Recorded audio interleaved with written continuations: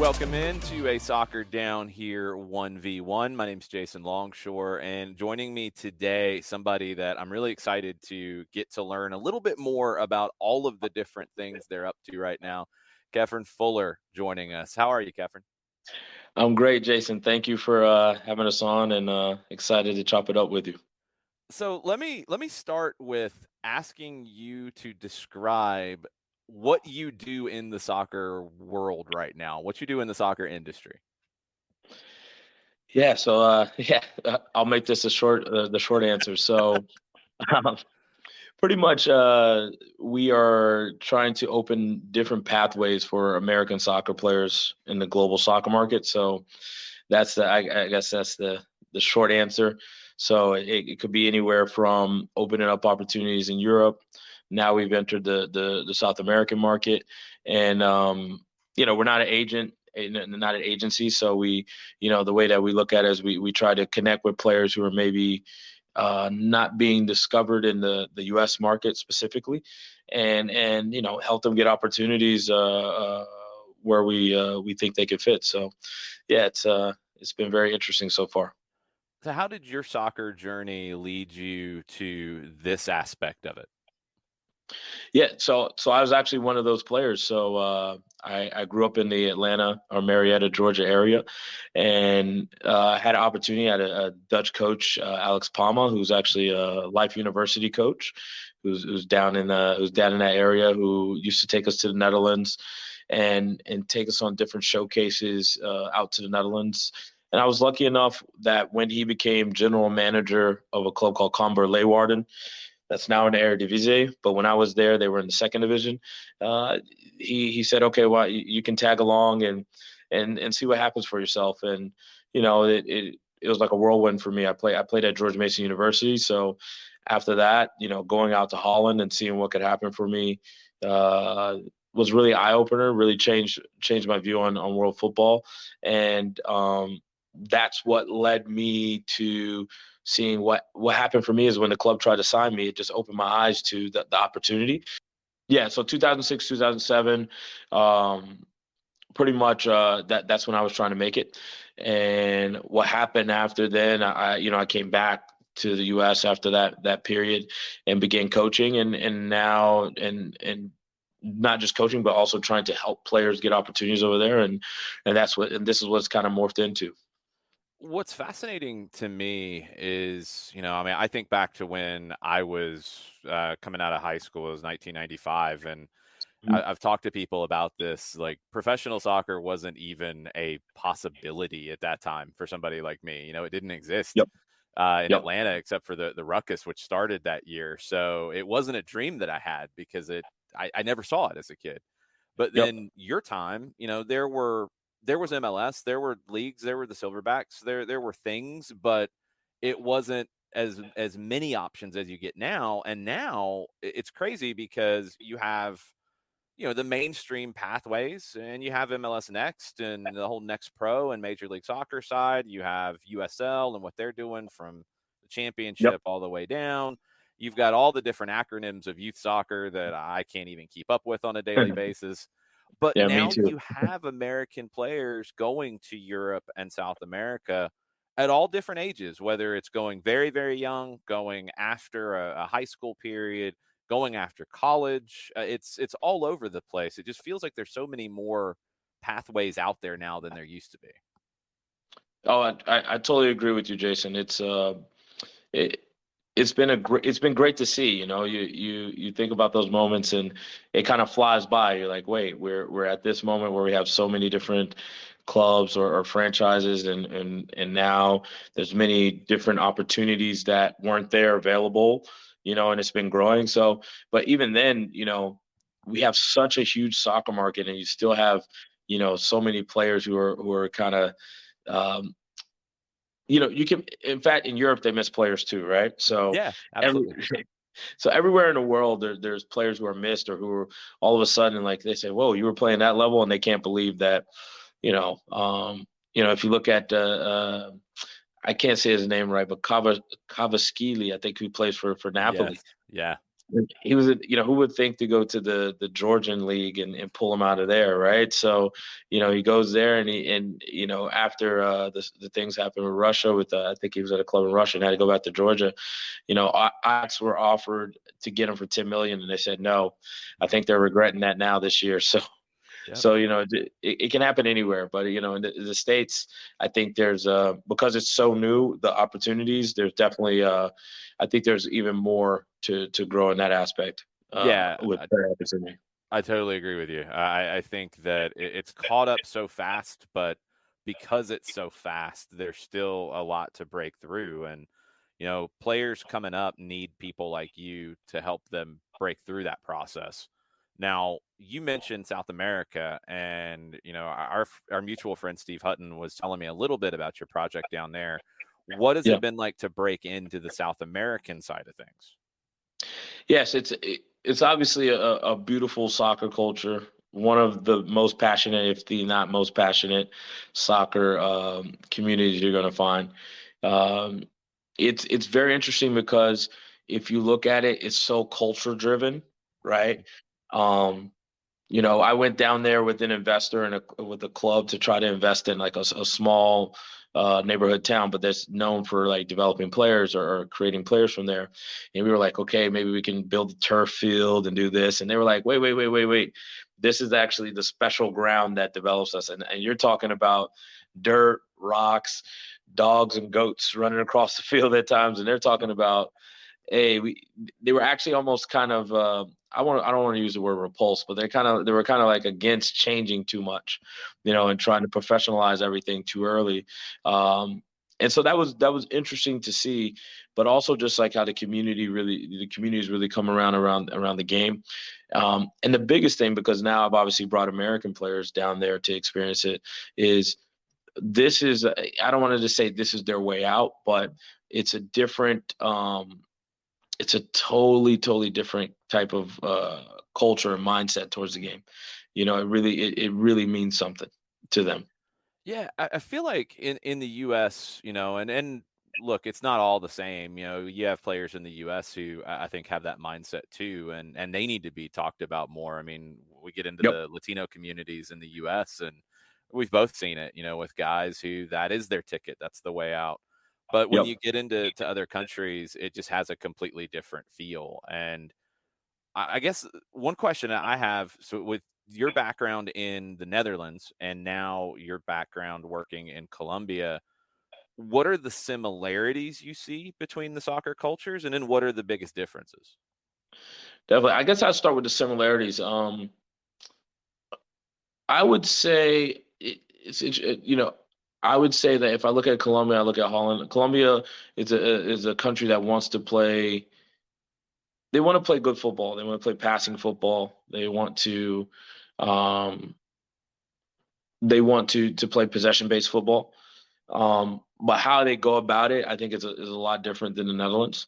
Yeah. I think it's a little bit more individual in Colombia. And Holland's more team based, as in the structure. You learn it a lot earlier, the shape, body shape, the technique. Everything is kind of broken down more mechanical, maybe in Holland, where we actually brought two players from Santa Rosa, which is the area just about 20 minutes outside of Cartagena, Colombia. And we brought two players to Holland with us for 3 months. So I had a U.S. group there training and playing matches. So it's interesting if you do like the non-opposed kind of technical drills that you see everyone in the world kind of do. They Mhm. would kind of struggle, not put their body in the right position. You want to do this or this, but when you played the game, they had their instincts you know so you would be like, well, how are you doing this and doing this? So it's more instinctual, I think, in Colombia and overall South America. I think they're tactical, but I think they believe a lot in who the player is and what they actually bring, rather than just this is what you're taught and you're taught to play this way.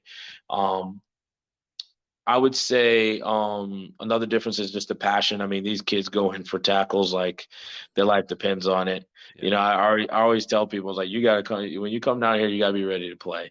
There's no they just really get after it, and they'll tackle each other and get right up. Sometimes there's arguments or whatever, but they just, they're used to the rough physical play.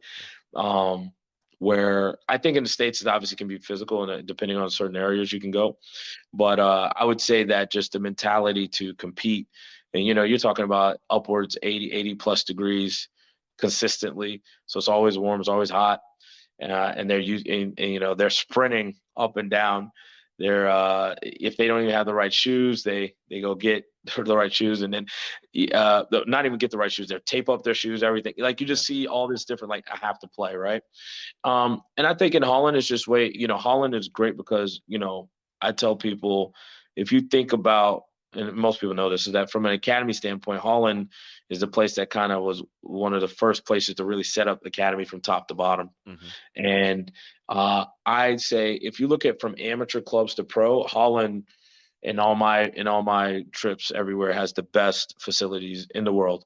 If you talk from the lowest level of the football to the highest level of football, you know, some lower level clubs that are amateur clubs have facilities that rival pro clubs, which you don't see that everywhere. I've been to Portugal, I've been to other places where sometimes it's not as organized. So Holland, the organization is great. So I think there's obviously some similarities but there's some big cultural differences. I will say that. It's so interesting you mentioned like the similarities and the passing game because they come at it from such different perspectives. And I hear criticisms of the Dutch teams over the years, and I think this past one, had a little bit of that regimented feel in 2022 Mhm. at the World Cup.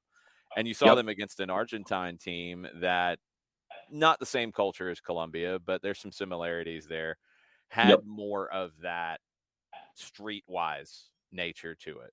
But they Hmm. both kind of wanted to do the same things. Like it's so funny about this game how people interpret things differently place to place. Oh yeah, definitely, definitely. It's beautiful. One of the things that's been really great for me, even when I was coaching, coaching full time, I used to tell my coach, my colleague James Myers, who helps me with the Joga program. Um, we would go because we would be doing showcases where we had to go to Portugal, we'd have to go to Spain, come to Holland, Germany, you name it. We would run up against different coaches, different styles. Like, we would play a Portuguese team, and it was almost like Portugal was like hiding their hand. They were like the first half, they would be like, okay, how do you want to play? Yeah. And they would just wait. So like they're not really pressing. They would kind of analyze who each player was and where your weakness is. And then second half, they would come out with a totally different like setup. It was like almost like we're baiting you, and then Hmm. wow, we're on you, right? Where in Holland, it's always like the philosophy style. We got to dominate with you with the ball. We have to have it. Everyone's gonna play 4-3-3. Yeah. It's very methodical. This is what we're doing, right? Um, we've been to England as well. England's a little bit different, maybe more physical play depending on the clubs. I know they can now, there's obviously the top clubs can obviously play at a high level, but, you just saw different things. And even how, Spain, we would just pick up different things about development and what people were saying and doing.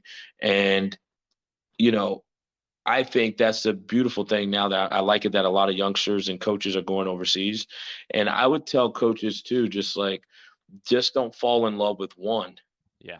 you know go to multiple countries because you will learn and pick up something from each of them. Like, you can, because sometimes, I mean, I remember I had a Dutch coach, and this is back in 2008. We had FC Utrecht coaches come to our club, Mhm. or 2010, sorry.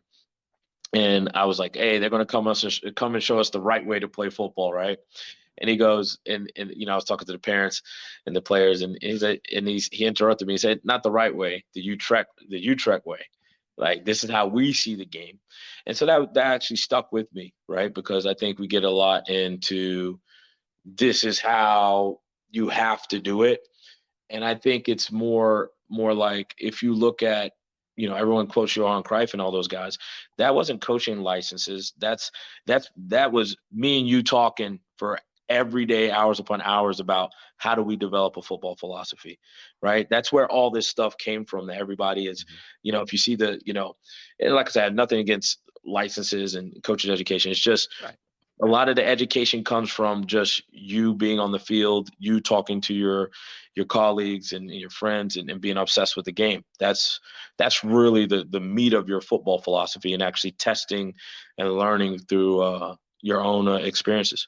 Yeah, I feel like the best, whether you're talking player, you're talking coach, I'm a commentator, if you're, a writer, whatever it is, like I think all of us about the game, we have things that we believe in. We have, things in the game that we believe to be good and the right way.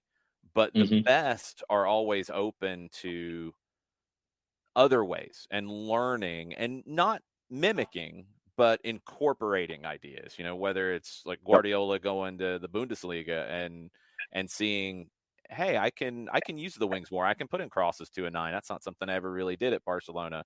And then that Hmm. informs the way he plays at City. And coaches do that all the time. Players who I think can adapt place to place and style to style are fascinating to me. And it's such a vital part. Like you have to have your identity and your soccer identity and your beliefs, but you also have to be willing to be influenced by other beliefs as well. It's that balancing act. Exactly, exactly, and that's what helps you when you travel and you Mhm. or you play against different teams, and you see that. So that's always I just try to tell now with the program I'm I was in the development game for so long, like over 15 years plus developing players, and now we're more in the placement game, right, where we're trying to place you, right. And the thing I just try to tell players is that a lot of US players, from like a technical standpoint, because that was drilled, they're decent enough technically to play. The thing I see is just the decision making and the understanding of the situation quicker about why you make this decision. What's the situation, going on? It's like those are the things where maybe a little bit behind, and then also just behind maybe more in the, hey, I want to be a professional aspect. Mhm. So those are things like, like I said, there's a lot of learning that's going on. Like you said, everything has moved really quick. And now it's like, how do we take that next step to really start going to the next level and actually playing, being really a top 10 soccer nation? Yeah, you're dead on. I mean, I remember the knock on US players back in the day was that they didn't have the technical skills, but now Mhm. that bridge has been crossed. I think that part's fine. I'm with you. It's the tactical side that, maybe our coaches in the youth game, and there's lots of different reasons for it. Maybe players don't get enough of that. The the streetwise nature of it, like you talk about with the Colombian players, and we see with South American players who have that instinct, and maybe the decision making process is kind of in their gut and in their heart more than in their head because they've Mhm. lived it. What are the next steps in your mind for the US to bridge some of those next gaps? They've got the technical gap bridged, but the Mhm. rest of it, how does US soccer produce more well-rounded players and coaches? It- It's, you probably heard this before. Because I'm over here, and you see promotion relegation, you see what happens. You see, and the reason I say that is you see where competing ideas can come Mhm. and make something great, right? It can, and then let's take this from, like, even let's say US standards, right? You have a high school, right? You have a private high school. A rich donor comes in, he builds a new football stadium. Well, the other rich donor at the other high school is like, well, we got to build that. Well, we just got that coach. Well, we got to get that coach. It's just pure competition. And I've always told people, I'm like, look, even if you look at Europe, who's actually buying the clubs in Europe? Americans are buying the clubs. You have obviously some Middle East buyers who are buying maybe the bigger clubs, right? But most of the clubs that are being invested in are coming, it's American money. So that means they're coming and they're seeing there's some kind of value, even they're not from there. They're seeing the value in it. And I told people, I said, if you had promotion relegation in the States, 10 to 15 years, we had the best leagues in the world. We had the best league in the world by far.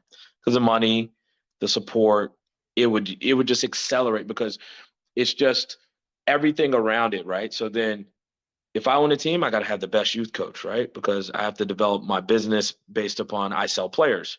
right? So let's say I'm in an area, like let's take Atlanta for instance, but I live in Macon, right? We have a club in Macon.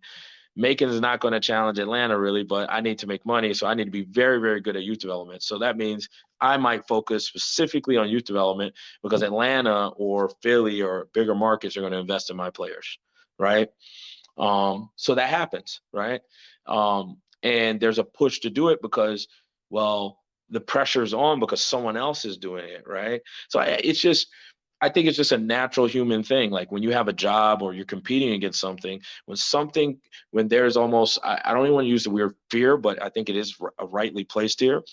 If there's a certain kind of fear, like, something's behind you, you got to kind of move a little bit quicker, you got to kind of do things a little bit differently, that makes you move to a different level. And how I see it, because I'm bringing a lot of players from America over, the biggest thing I see is mentality. And even myself, when I went in 2006, mentality, like I didn't understand I was going for a job. This isn't like I want to play on a team. That's a different thing. Like I want to play on a team. No, you are going to get a job. So, as you can imagine, when there's a job that's like this person has certain expectations of you that are required consistently. Not just did you play a good game today? Are you feeling it's a total change. And so when you come out here, that's where I think a lot of talented players get lost. And I'll make this point just really quick. I mean, out of all the US trained players that really developed, let's say 10 plus years in the US, there are only, I want to say two, maybe three that are playing that are for sure starters at top level. And it's McKinney, Adams, and I think Ream, who Yeah. are like developed. Yeah, like who were developed in the US, right? Like you could say, like you can draw back and say, hey, they came through the US system, they went through everything. So I try to tell people, if you actually look at that, it's three players, but yes, we have players at clubs, but they're not feature players, right? Christian, great, he has to fight through at Chelsea. Reina has to fight through at Dortmund. And it's great that these players are there, but just shows you really how competitive it is in the market that you're entering. It isn't just, and so that's the part where I hope that our young youth players in MLS clubs or USL clubs really grasp. When you actually just make a European club, you're just entering the biggest dogfight of your life. You're going against the 27, 28-year-old who's like, this is, this is how I live.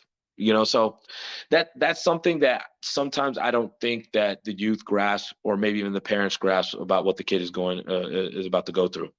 Yeah, You know, I'm with you on the mentality piece. Like that's a big change, and there's a lot of reasons for it. That's what's so interesting about Mhm. this kind of just ecosystem that we're part of in American soccer, because it's so different than it was 5 years ago, and Yeah. 5 years Yep. ago was so different than it was 10 years ago. Like it's jumping so fast forward that now we're starting to see things in a different place. And can Yep. mentality be something that can improve? Watching it firsthand here in Atlanta with Atlanta United and players pushing forward to playing professional games at 15, 16 with the second team, and then getting those opportunities. Noah Cobb made his debut this weekend. Caleb Wiley at Yeah. 18 has been killing it. It's like that was insane 5 years ago to even think Yep. about that happening on a regular basis. But Yep. however you bridge that gap, I'm with you. Mentality is the biggest thing, whether it's a MLS Academy team going to play in an international tournament, whether it's the U20 national team getting ready for the U20 World Cup here coming up, Yep. wherever that's going to be at some point this year, Yeah. Yeah. Yeah. or in the World Cup. The mentality is maybe the biggest differentiator right now between American player, U.S. based players, and others around the world. No, I think you're right. I mean, well, in fact, I know you're right. It's the pressure aspect, right? Yep. Where, um, like the point I try to make I make in the States, and I'm not saying that people need to be nasty to you for you to be a good player, but I remember when I was at Cumbria, right? And this is 2006, 2007, and they were doing very poorly at the beginning of the season. I was there in August, and they were like in 17th place.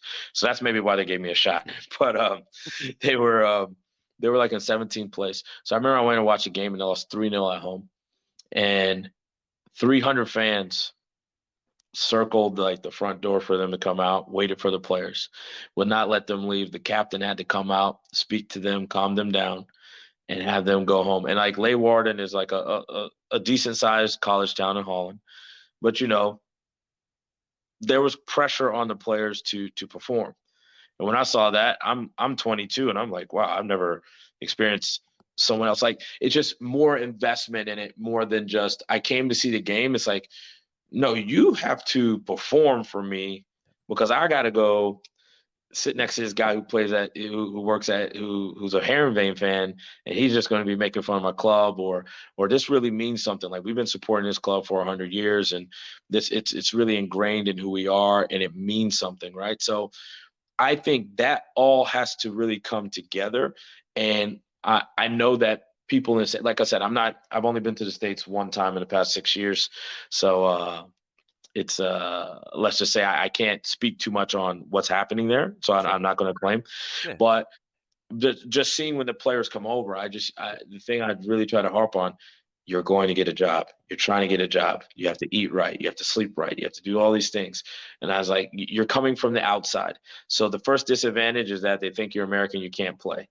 But if you can show them that you can play and your mentality is, because normally they say with Americans, we work hard, we're very focused, very like ambitious. So if you can actually show them that side and show them that you can hang and then you have the mentality for it, that actually ends up becoming your advantage that you're Mhm. an American. Because they say, hey, look how hard this guy's want it. He wants it. I heard a story about Michael Bradley back in the day. Um, we had a common guy. His name is Mark DeFries. He played for Leicester City, played for Hearts, also played for Heronveen. So he was at Heronveen same time Michael Bradley was there. Right. And he said, Kev, told me, he's like, Michael Bradley is the hardest working player I ever met. He's like, we're Dutch, we kind of do our thing, but this guy was so focused, everything 100% focused.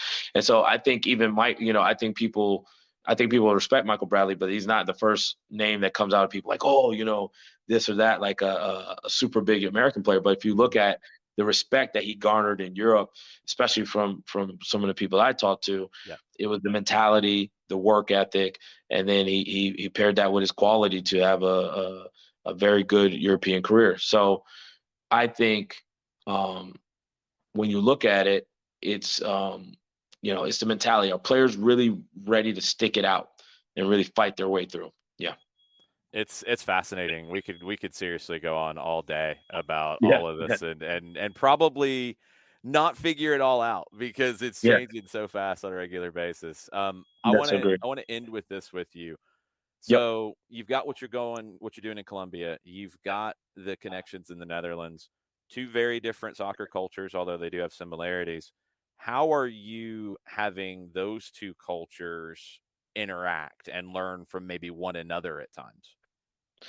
Yeah, I mean, so like I said, we brought two players from Colombia out to Holland. First time they ever seen snow, and first first time I think they ever had to wear a big puffy jacket and gloves. So that was interesting. Um, and then we're running showcases in Cartagena, where we bring scouts from. Like I said, Steve was able to come out there, which was great. So we're bringing scouts and agencies down to Colombia because as much as we talk about undiscovered U.S. players, Colombia, there's players Popular. everywhere. Yeah. Yeah, I mean, you go down there, there's players showing up everywhere. You're like, where? Who are you? Who are you? So there's a lot of scouting and organization that has to go on down there too. So I think it's meshing that, and clubs are now starting to see. They're like, wow, they always knew there was talent around the world, but now I think clubs are really starting to say, you know, like who thought of Ecuador now having players that are like 80 million, 100 million? you know, they didn't think about that, but now it's like Casado, he's going to be 100 million.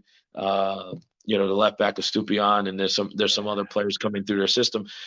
No one was talking about Ecuadorian football 5 years ago, but now all of a sudden that's changed. So that's what's remarkable about, I think, South America and just worldwide football.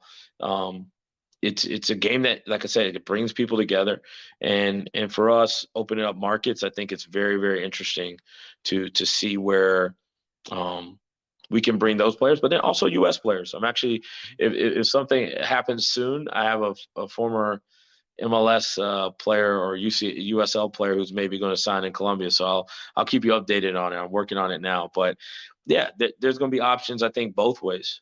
I think there's going to be investments from U.S. investors buying into South America. I Yeah. think that's going to be something that's going to happen very heavy as well. Yeah, it's a small world, even though it's really not, but it's gotten a Yep. lot smaller than it used to be, and these gaps are getting bridged so easily, and you're doing a big thing with bridging a lot of gaps. Let everybody know where they can find you, where they can follow your work, and how they can stay connected to what you're doing. Oh, awesome. Yeah, thank you. So our website is the jogaproject.com. You can see I'm wearing Joga right here. There we go. The jogaproject.com is where you can check it out on the website. Myself on Twitter is just Kephern underscore Fuller, Kephern underscore Fuller.